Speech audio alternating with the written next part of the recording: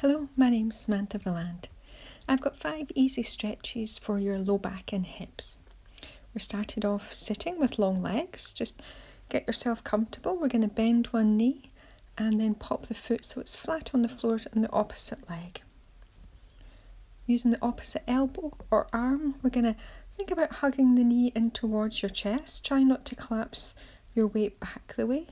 You're thinking about having a really tall spine. If you can, we're thinking about a little bit of rotation and a little bit of a neck stretch.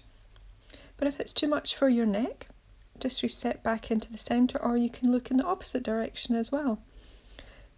So with this stretch, there's quite a lot going on. So have a thought of what is your priority here. So for many of us, it is the stretch into your hips, into your glutes, rather than the stretch in your neck or rotation. And with any stretching, we're just thinking about breathing here. So it's just nice deep breaths.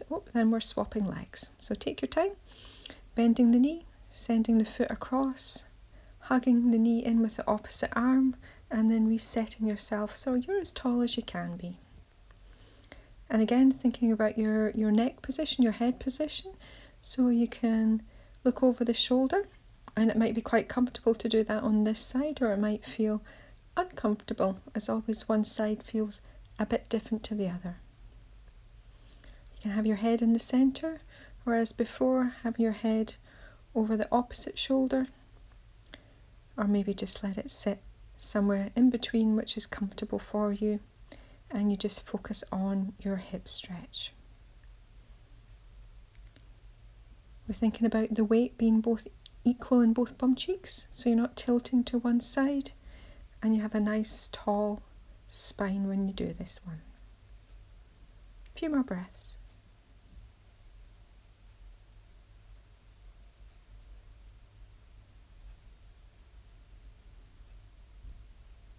Good, and now we're changing.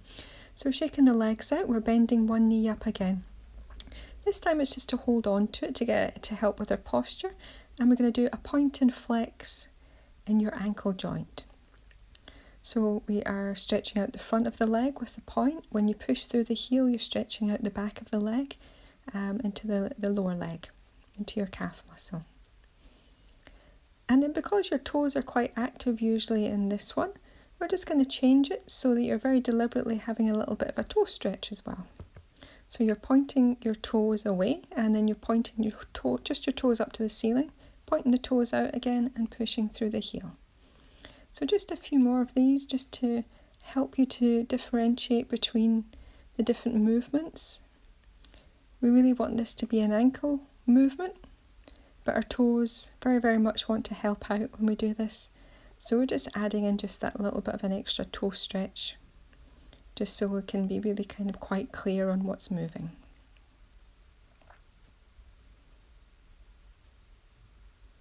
Good. We're going to swap to the opposite side, so just take your time. And we're doing the same again. So we'll see how this side feels. So again, we're just going to start off pointing your toe away, pushing through the heel. We're going to point your toe away, and we're going to push through the heel. Nice easy movements. And then we're going to add in again, just adding in our little toe curl and seeing how that feels.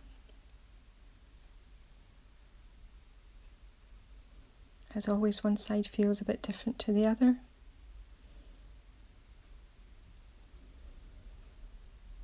But we're still doing a nice slow and steady rhythmical pace. We're not rushing through the movements. You're just taking your time. Part of the body that's often ignored. We're often looking at the bigger joints, bigger muscles.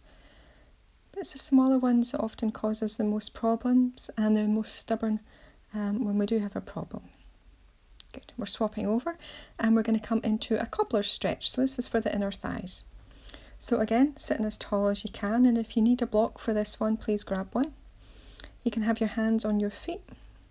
Some people like to have their hands on their knees just to have a little bit of a weight into the stretch. Doesn't really matter, just wherever you're feeling comfortable. And what we're thinking about here is pushing the soles of your feet in together. So for just a few breaths, we'll let the soles of the feet connect just that little bit more. And then when you release the soles of the feet and relax them, it often helps to let the knees drop a little bit.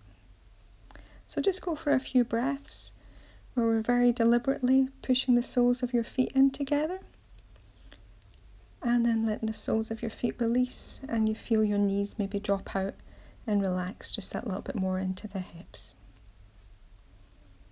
A few more breaths. Just take your time. Try to keep a nice tall spine. It's really tempting to watch your feet and start leaning forward. Oh, and we're changing again. So we're just crossing your feet to the front, and we're going to do a bow and arrow, which is a little bit of a waist twist and a little bit of a chest opener as well. But sitting in this position helps to open up our hips. So this is a nice movement. It's nice and slow again. And as you can see, my hand stays quite high. My hand stays at shoulder height. And just notice if your hand likes to drop a little bit, that often can just be a little bit of tightness there. And again, the waist twist isn't a massive movement. And you will always feel one side a little bit different to the other. So just notice if one side's a bit tighter, don't force them to be equal. Just notice it's a little bit different. It's nice to do this one on a breath. So an exhale on the movement, pausing on the inhale, exhale to move, pausing, and then moving again on the exhale. Good. And then we're going to change here one last time. And we're going to come into a little bit of a stretch into the lower back. So you might feel this one a bit into the hips. So the hands come forward. And you just want to feel that you're quite supported. You can have your legs wide if that doesn't feel, if your legs crossed doesn't feel comfortable. So just whatever's the easiest position for you to be in. You want to have a sense that your back stays quite straight and that your head stays in alignment with the rest of the spine. So this one, it's really easy just to let the body flop into this stretch, but it is quite an active stretch. And you want to feel you've got a nice sense of length at the top of the body. For this one, you're breathing. You're thinking about your breath going into the back of your ribs. So you're breathing into the back of the body. Nice deep breaths in. And just trying to again let the hips release. This is our last stretch, so you can stay here for a few more breaths if you're enjoying this, and you feel you'll get benefit for staying a little bit longer. Otherwise, we're just going to come out of there, just walking your hands up nice and slowly. And that's you. Well done. Take care of yourself. Bye for now.